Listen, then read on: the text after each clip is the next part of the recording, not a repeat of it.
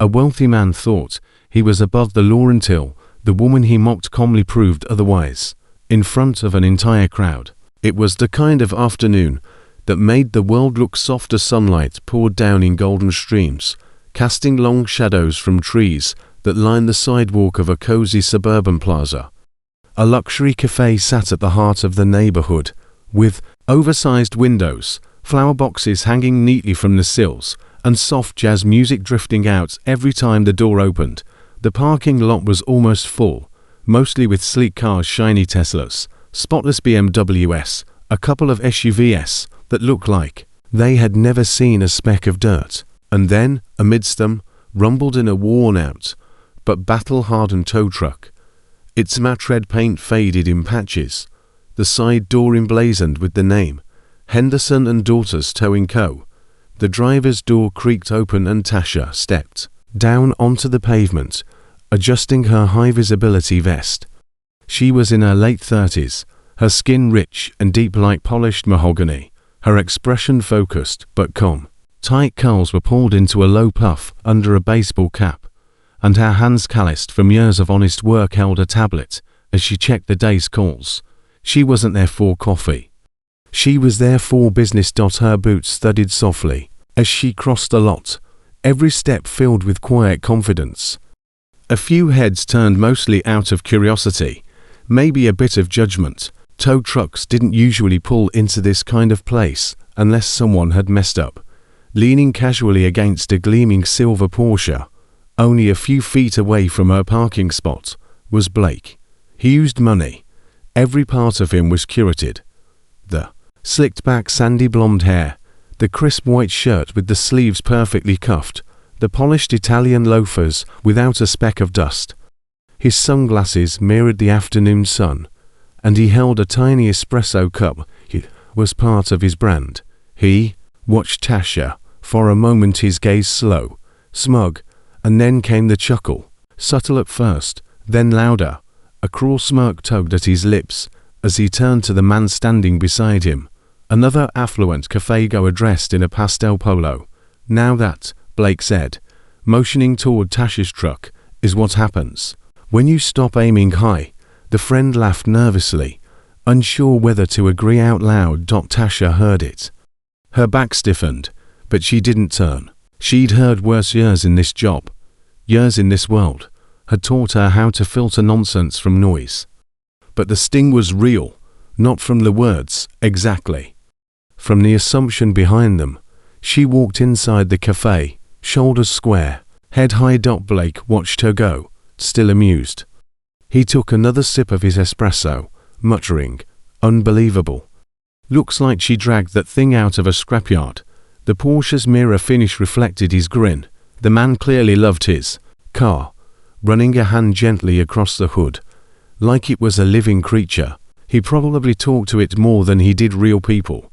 Behind him, the tow truck sat silently, its heavy frame unmoving, its edges scuffed with a lifetime of grit and service. It didn't look like much, but it had power, history, and purpose, just like the woman who drove it. Inside the cafe, Tasha pulled up her city-issued contract on the tablet. A few quick taps confirmed the call. She stepped to the counter, nodded at the barista, and calmly asked, "Can you confirm the make and model parked in space 14B?" The young woman behind the counter glanced outside, then replied, "Yeah, that's the silver Porsche, right?" Tasha nodded slowly. "Thank you." She turned and walked back out, her boots clicking rhythmically on the tile floor, each step now echoing with something more than calmness, determination. Outside, the sun glinted off chrome. Blake, still reclining on his car, didn't see the change in her eyes as she approached. He was too busy scrolling on his phone, probably comparing watches he already owned. But the air shifted, slightly, just enough. The breeze carried the faint scent of engine oil and asphalt. The game was about to change. Tasha stood beside her truck, the warm sun casting long streaks of light across the hood. Her fingers glided across the smudged screen of her tablet, tapping through the city's job dispatch interface. The parking spot number, street address, license plate, it all matched. She narrowed her eyes, double-checking the paperwork clipped on her dashboard. Everything was in order. She always made sure of that. Her tow truck rumbled quietly behind her, the engine still ticking softly. From the short drive, a small breeze lifted the loose edges of a city-issued towing notice tucked under her windshield wiper. Tasha reached up and secured it, her motions methodical. Across the lot, laughter erupted, sharp, deliberate, aimed like a dart. Didn't know they let junkyards park in front of real businesses, Blake said, loud enough to pierce the air. Between them, Tasha froze for the briefest second, her hand still on the notice. Her back was to him, but her ears caught every syllable. The smugness, the entitlement, the implication. A few others standing nearby chuckled, awkwardly at first, then more freely, as if his money gave permission to mock. One woman gave a quick glance toward Tasha, then looked away, uncomfortable but silent. Tasha slowly lowered her hand, took a breath, and straightened her shoulders. She didn't turn around. She didn't respond. Instead, she walked to the passenger side of her truck and opened the door, retrieving a small leather folder where she kept printed locks. Her expression remained composed like smooth water, with currents churning deep beneath the surface. Years of being underestimated had taught her how to control the visible layers. Blake's laughter didn't fade. If anything, he was enjoying himself more now, basking in the attention of strangers and the perceived humiliation of someone he believed to be beneath him. He took another sip of his espresso, grinning. I mean, really, you'd think people with trucks like that would stay in the industrial part of town. Not exactly the ambience we're paying for here. The man beside him laughed again, less awkward now, emboldened by Blake's lead. Another passerby, a woman with a yoga mat slung over her shoulder, glanced at Tasha's truck and rolled her eyes as if agreeing. Tasha glanced at them briefly, just long enough to see who was laughing and who was silent, just long enough to memorize faces. She didn't feel anger in that moment, not yet. What she felt was something colder, sharper, a familiar sense of detachment, like standing behind glass, watching a scene unfold without the burden of reaction. She'd learned that silence was sometimes louder than rage. She walked to the back of her truck and began checking her tow cables, making sure everything was in order. She didn't need to. Not really, she always kept her rig ready, but she welcomed the motion, the ritual of grounding herself. Blake, still oblivious, watched her like she was part of the entertainment. You know, he said, loud again, I always admire people who stick to their lane. Tow trucks, scrapyards, back roads, there's a kind of dignity in knowing where you belong. This time, no one laughed. Even his friend shifted uncomfortably, glancing at Tasha, then back at Blake. But Tasha didn't flinch. She clipped the cable hooks back into place and walked back to the driver's side of her truck. The sun glinted off her windshield. She paused and looked at her own reflection, faintly mirrored in the glass. A woman who worked with her hands, a woman who paid her bills, a woman who never asked for approval. Her phone buzzed in her pocket. She pulled it out and glanced at the screen. City dispatch, confirmed tow, Zone C violation, vehicle hashtag PL8-Z, 43. Double quotes, Porsche, silver, illegally parked in a no parking anytime zone, right next to the fire hydrant. Her gaze slowly lifted, and for the first time, she looked directly at Blake. He was still smirking, holding his espresso like a trophy, tapping on his phone with one hand. He didn't see her expression shift. He didn't see the clarity in her eyes, but he would. Tasha turned away, her face unreadable to the untrained eye. It looked like she was just finishing up paperwork, but under the surface, the real story had already begun.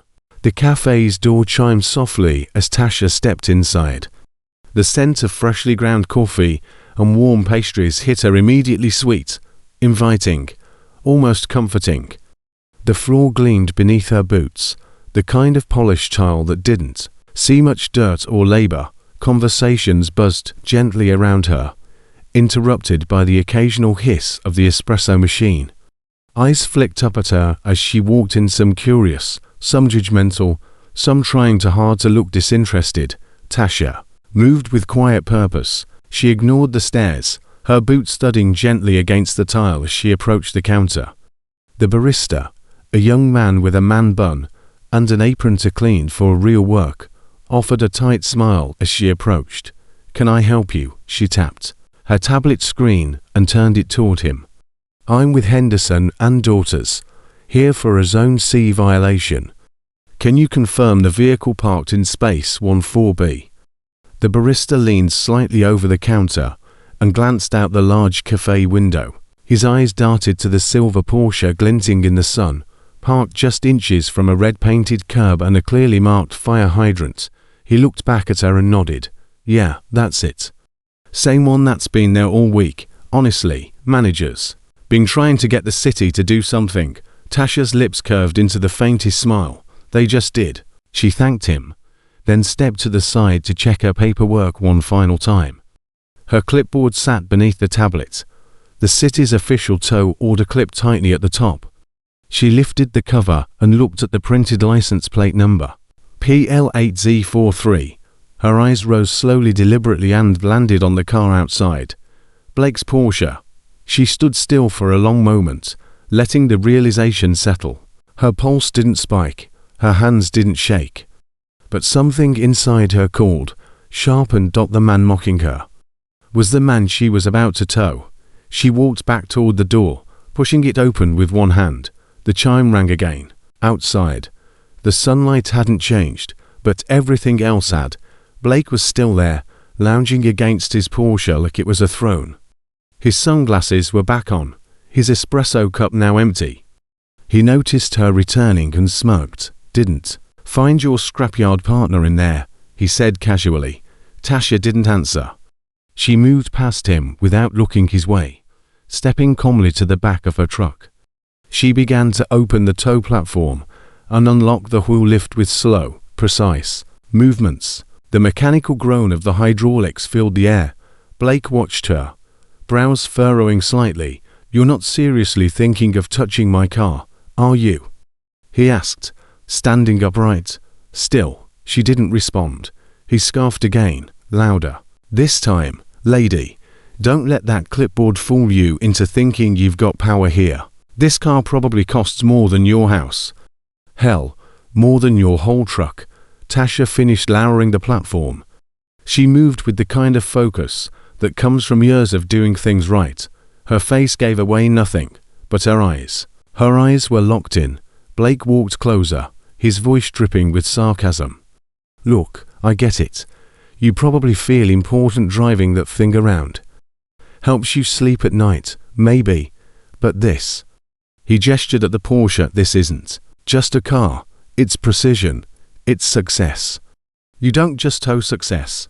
Tasha opened the side panel of her truck and pulled out the heavy-duty chain links, the metal clinking against itself like armor. She turned toward the car, clipboard in hand, and finally spoke. "License plate place 8Z43. Blake blinked. "Yeah. Why?" Tasha held up the clipboard, just enough for him to see the city's stamp and the official tow order. "You're parked in a fire zone. And this vehicle has 2 previous unpaid violations." The color drained slightly from Blake's face. "Wait a minute. This is some kind of mistake." "No, it's not," she interrupted, calm but firm. "The order is clear." He stepped between her and the car. "You're not touching it. I don't care what you think that paper says." Tasha looked at him with an expression carved from stone. "I'm not thinking. I'm following the law." For a second, neither of them moved. The sound of the café door opening behind them was drowned out by the tension crackling in the heat between them. Blake's bravado faltered slightly. He looked around, noticing that a few people were now watching. The yoga mat woman from earlier stood frozen in place. The man from the café leaned against the door frame, coffee in hand, eyebrows raised. Tasha took a step forward. Not aggressive, just steady. Blake didn't move, but his voice lost some of its edge. "I'll call someone. I know people in the city. Then you know how this works, Tasha said quietly. She walked around him and reached for the rear wheel of the Porsche, fitting the clamp with practiced ease. Her movements were mechanical, emotionless, and devastating. Blake stood there, helpless for the first time in a long time, and Tasha, without raising her voice, had just shifted the balance of power right there in the middle of that upscale parking lot. The truck's engine growled as it prepared to do what it was built for. This wasn't revenge. This was justice with a tow hitch. The afternoon sun had shifted slightly, casting longer shadows across the parking lot. The air was still and heavy with the scent of warm asphalt and blooming jasmine from the cafe's flower boxes. For a moment, the world stood quiet until the mechanical thud of Tasha's tow platform lowering sliced through the silence. She moved deliberately, adjusting the steel arms of her lift as it slid beneath the rear of Blake's Porsche. Her motions were efficient, like a surgeon laying out tools before a procedure. She didn't need to rush. She had done this hundreds of times. But today, there was an added weight behind every movement. Blake leaned against a cafe table now, arms crossed loosely over his chest. He watched her work with a smug little smile, one eyebrow raised in amusement. She's really going through with this, he muttered to no one in particular, chuckling. She's not just bluffing. His tone dripped with the same casual arrogance he'd worn since she pulled into the lot, an assumption that, somehow, the rules didn't apply to him. Tasha stepped back to double-check the tire clamps. They clicked into place with a satisfying snap, locking the Porsche in a mechanical embrace. Her clipboard rested under one arm now, her pen tucked behind her ear. She gave the cables a quick tuck to ensure the hold was tight. The engine of her truck rumbled to life as she climbed inside, shifting into reverse with calm precision. The beeping of the reverse sensor echoed through the lot like a warning bell. Blake's smirk faded. He straightened from the table, his sunglasses slipping down his nose as he realized this wasn't a warning. This was real. The Porsche jolted slightly as the lift engaged. Blake's amusement cracked into disbelief. Wait. What do you think you're doing? He called out, stepping forward quickly, eyes wide now. Tasha didn't respond. She remained in the driver's seat, one hand on the wheel, the other adjusting the rear-view camera monitor. Her face was calm-stone set, focused. Blake approached the truck, waving one hand as if trying to stop traffic. Okay, hold on. This is a misunderstanding. You can't just take my car. Tasha stepped out of the cab slowly and walked to him, clipboard in hand. You're parked in a no-parking tow zone, she said, her tone even and professional, in front of a fire hydrant, and your license plate matches the violation logged with the city. Blake's voice pitched higher. This is a Porsche. Do you know how much this car costs? Tasha raised an eyebrow. I do. Doesn't change the law. He stared at her, stunned. Listen, I can pay the fine now. Cash, credit, whatever you need. Just lower the car, and we'll pretend this didn't happen. Tasha didn't even blink. That's not how this works. Once the vehicle is on the lift, it has to be processed through the impound lot. You can settle everything there. Blake was growing frantic now, a man unraveling in public. He turned to look around, searching for support, searching for witnesses who might step in and rescue his ego. But the crowd wasn't with him anymore. The yoga mat woman stood frozen, just outside the cafe entrance, her phone discreetly recording. The man in the pastel polo, who had laughed earlier, now sipped his drink in awkward silence. A mother across the street paused mid-step, one hand on her stroller, eyes fixed on the unfolding scene. Tasha walked back toward the truck, calm as ever. The moment felt like it stretched forever, like the hum of the sun itself paused to witness what was happening. Blake followed her, voice catching on the edge of desperation. You don't have to do this. Seriously, look, I know people. You think you're making a statement, but this could come back on you. Tasha paused at the edge of the platform and turned toward him, finally meeting his gaze. I'm not making a statement, she said. I'm doing my job. The only one making this personal is you. Blake opened his mouth, but nothing came out. The tow truck shifted again, gears groaning, as the Porsche was lifted clean off the ground. It hung there, beautiful and helpless, as Blake stared up at it like he'd just lost something more than a car, like he'd lost control. Because he'd expected her to be intimidated, expected her to back down, expected the world to bend like it always did. But the woman he mocked was now the one driving away with his prized possession, and she didn't have to say a word to win. The cafe door swung closed behind the woman with the yoga mat. She was smiling now. The tow truck rolled forward with a steady growl, Blake's Porsche gleaming behind it, hoisted like a trophy of justice, and Tasha. She didn't look back. She didn't have to. Blake's footsteps pounded against the pavement as the tow truck inched forward. He hurried after it, his voice sharp, cracking like glass under pressure. "Hey, you're making a huge mistake," he barked. "You don't know who I am." Tasha slowed the truck from just enough to step down from the cab again. Not because he told her to, because protocol required it. As always, she would do it right, by the book, no shortcuts, no favors. She turned to face him with clipboard in hand. Her calmness was unnerving and checkable, like a wall he couldn't climb, a storm that didn't flinch. Blake reached into his back pocket, pulling out a sleek leather wallet.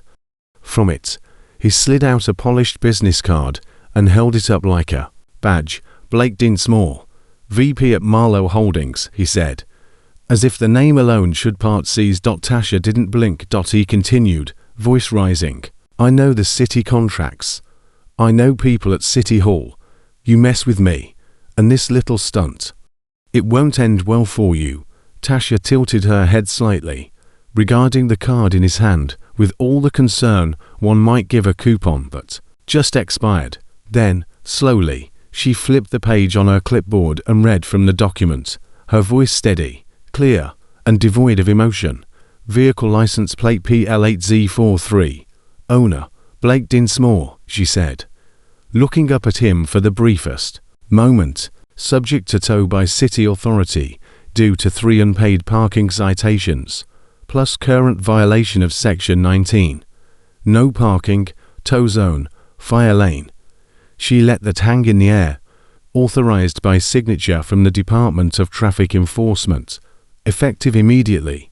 Blake's mouth opened, then closed. He glanced around again, hoping desperately that someone might still intervene. But the tide had turned. The cafe crowd wasn't laughing anymore. They weren't even whispering. They were watching witnesses to something rare. The arrogant man humbled. The overlooked woman in control.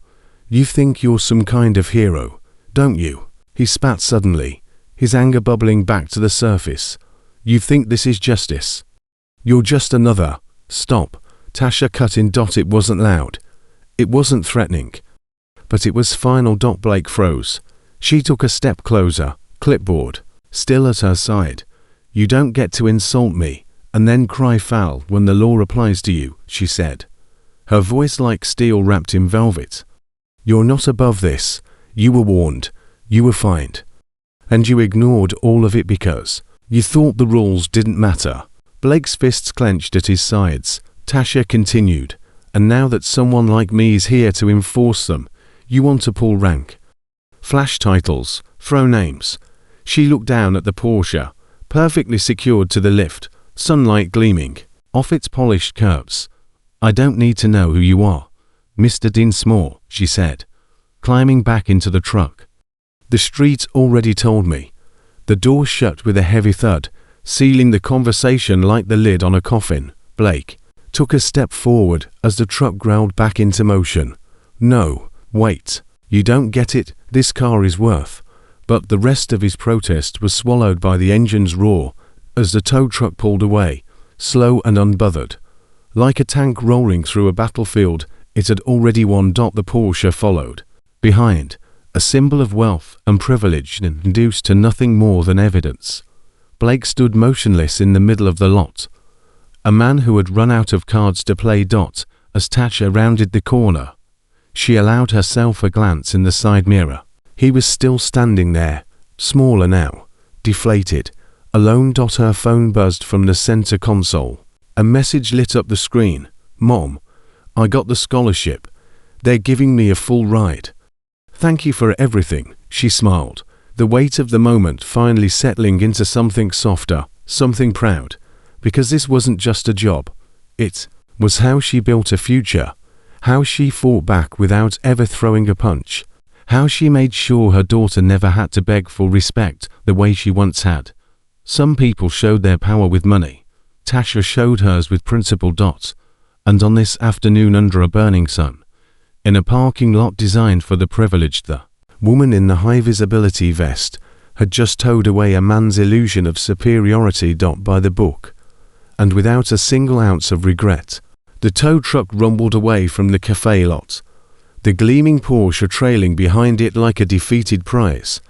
Its engine growled low and steady, a sound that now carried a very different weight. It wasn't just machinery at work, it was justice, cold and unapologetic, moving on for a heavy-duty wheels. Back in the lot, silence hung thick in the air. The same crowd that had smirked and chuckled moments earlier now stood frozen in a kind of collective hush. No one sipped their coffee. No one spoke. The espresso steam curling in the sunlight felt almost surreal now, like background noise in a scene none of them expected to witness. Blake stood motionless, his designer shoes planted on the concrete, as if his feet had forgotten how to move. His sunglasses were off now, clutched tightly in one hand, his other hand fumbling in his pocket for his phone. His face was red more from humiliation than heat. Sweat dotted his brow. He pressed his phone to his ear, pacing in a tight circle. "Yeah. Hi, it's Blake Dinsmore," he said quickly, voice clipped. "I need someone at the Department of Traffic on the line. Right now. I just had my car towed by some ... Some woman who didn't know who she was dealing with." His words came fast, but they lacked conviction now. The power behind them had drained away with the roar of the tow truck. A few feet away, the woman with the yoga mat who had filmed everything slowly lowered her phone. She walked toward the cafe door, but before entering, she paused and looked back toward the direction the tow truck had gone. And then she smiled. "Good for her," she murmured softly. Another customer, a middle-aged man in a grey blazer, shook his head and chuckled under his breath. "Should have moved the car, man," he muttered, not unkindly, but with no sympathy. From the sidewalk, a teenager on a skateboard rolled past the lot and glanced at Blake, then gave a long whistle. "Yo, did she really tow that Porsche?" he asked, wide-eyed. To no one in particular. The yoga mat woman nodded. "She really did.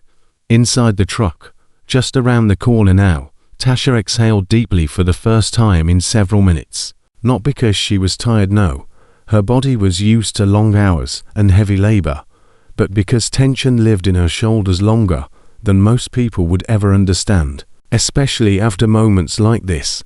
But this time, it was different. The silence that followed wasn't from fear or exhaustion. It was peace. A moment of stillness after doing what needed to be done. She reached for her phone, rereading the text. From her daughter. "Mom, I got the scholarship. They're giving me a full ride. Thank you for everything." Her lips curled into a smile, small but real. The kind that stayed even after it faded.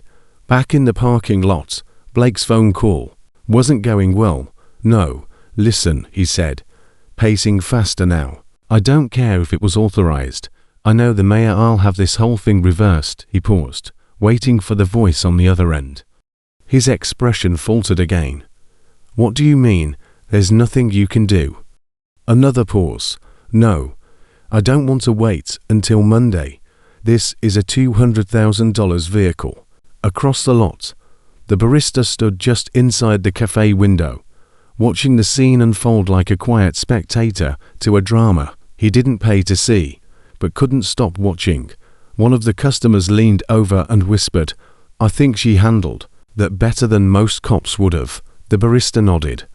She didn't raise her voice once. Outside, Blake ended the call with a frustrated tap of the screen and shoved his phone into his pocket. His body sagged slightly, like air had been let out of a balloon too quickly. He looked around again, hoping for something, support, maybe, or someone to tell him that this wasn't real, that his humiliation would vanish as soon as he woke up. But no one came. No one told him it wasn't real, because it was. His Porsche was gone. The woman he belittled had taken it legally, calmly, and with an unshakable professionalism he couldn't begin to understand. And now all he had was an empty parking spot, a bruised ego, and a memory he'd probably spend months trying to erase, maybe longer. The city shimmered in the late afternoon sun, casting golden light across rooftops and turning windows into mirrors. The tow truck hummed steadily as it moved through quiet residential streets, its heavy tires rolling with purpose. The Porsche in the back no longer looked like a trophy, it looked like a consequence.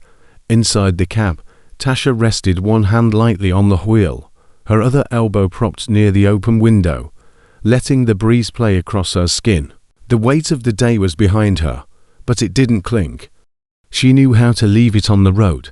The traffic light turned green, and she eased forward. People walking dogs, kids riding bikes, families enjoying the last stretch of daylight. None of them looked twice at her, and that suited her just fine. Her phone buzzed in the console tray. She glanced down during a stop and smiled as the screen lit up. "Thanks for fixing my school tuition. Love you, Mom." Tasha's breath caught for a moment, a quiet tightness swelling in her chest, not from pain, but from pride. Her daughter was the reason for everything, the long shifts, the cold stares, the silence she had learned to live in while others laughed, doubted, mocked. That one message made every backbreaking morning and every dismissive look worth it. She reached down, tapped the voice-to-text button, and replied without missing a beat. "You earned every bit of it, baby. Go change the world." She looked up at the road again, her vision steady. There was no time for tears today. That could wait until later, maybe, when she was parked in her driveway, boots off, dinner warming in the oven, and her daughter's voice coming through the speakerphone. But for now, she had more to do. A city contract didn't manage itself. As she turned onto a narrow side street near the impound lot, a small office came into view, painted navy blue with white trim. The sign out front faded, but proud: Henderson and Daughters Towing Co. Licensed, insured, family owned. Daughters wasn't for show. It was for Jodar, for the next chapter. Tasha had built it all from the ground up. From buying a used truck with a loan she barely qualified for, to filing her own paperwork, to showing up early at City Hall again and again until she secured that first small towing contract for municipal violations. People had dismissed her at every step, said it was a man's business, said it was dangerous, said it was dirty work, but she didn't care about any of that, because the work was honest. It paid the bills, it paid the tuition, it bought freedom, and it taught people, even the ones like Blake Dinsmore, that the person you underestimate may very well be the one who holds the keys to your downfall. She pulled the truck into the impound yard, the gate opening automatically at her signal. Rows of impounded cars stretched ahead, luxury, average, beat up, spotless. The law didn't care what you drove, and neither did Tasha. The Porsche slid into its designated slot, its glossy surface reflecting the yard's wire fencing. She shut off the engine and stepped out, stretching her arms with a satisfied sigh. The sun warmed her back as she walked toward the small office. Inside, her assistant Derek was on the phone, headset clipped over one ear, typing into the city's database. "Porsches in?" he asked without looking up. "Yeah," she said, unclipping her vest and hanging it on the hook by the door.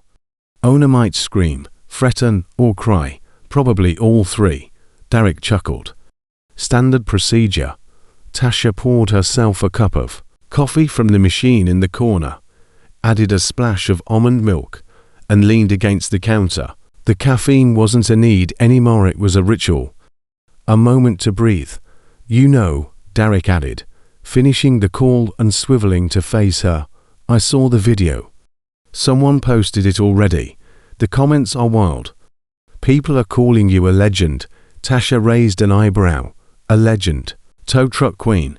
Miss Justice on wheels. You're trending. She shook her head with a quiet laugh, sipping her coffee. Let them talk. I've got cars to move and invoices to file. But beneath her calm exterior, a small warmth bloomed, not from the attention, but from the validation. Years of work, years of being overlooked. Now, finally, people were seeing her not just as a tow truck driver, but as a businesswoman, a mother, a force. As the sun dipped behind the trees and the sky deepened into amber, Tasha stepped outside again.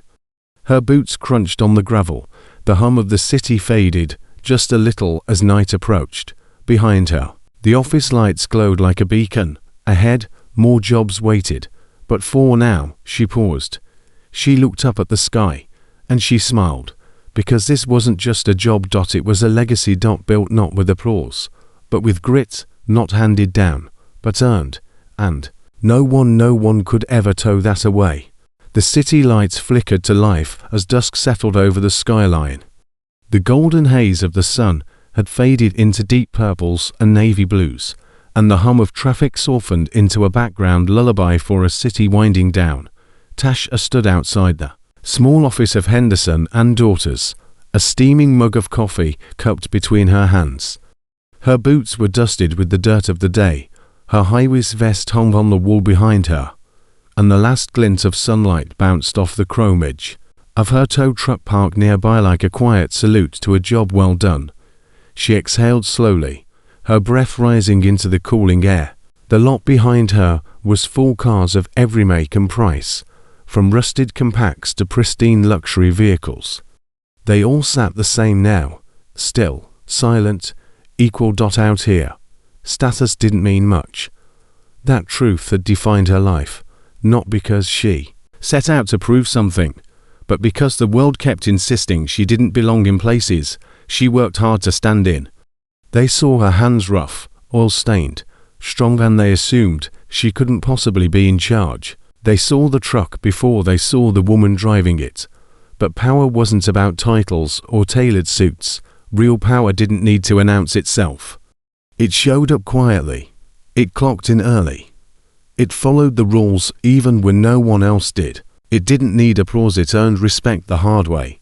And sometimes, real power wore steel-toed boots and carried a clipboard. Tasha had seen both kinds of power. She'd been ignored by men in glass offices and underestimated by women with designer handbags. She'd been dismissed as just the help, just a tow lady, just some worker. But none of that ever changed her posture. She stood tall because her worth was never built on anyone else's approval.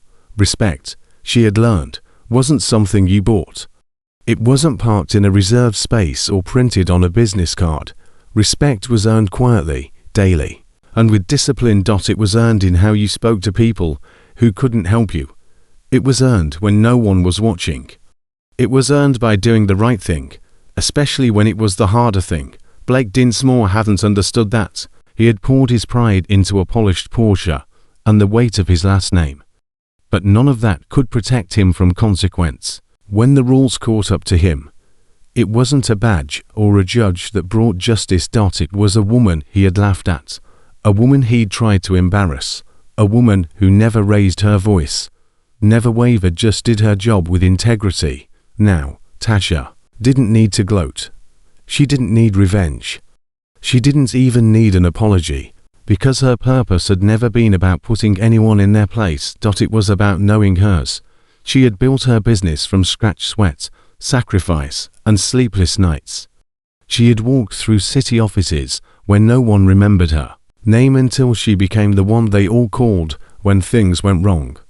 She had built her empire not with handouts, but with heavy chains and a sense of duty.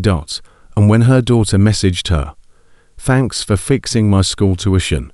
Love you, Mom," she knew the weight of every hard day had been worth it.